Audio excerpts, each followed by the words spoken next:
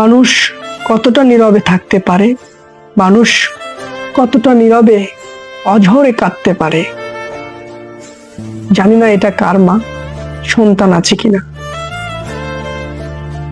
সে একটা হোটেলে উঠেছে, এক মুঠো ভাত খেয়েছে, খাওয়ার পর সে ভাবতে ভাবতে কেঁদে ফেলে।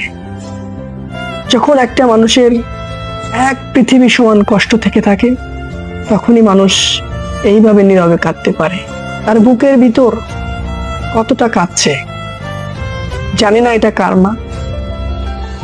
এটা যদি কারোর মা হয়ে থাকে, তুমি তোমার মাকে নিয়ে বুকে জড়িয়ে নাও, এই মাকে রাস্তায় রেখো না।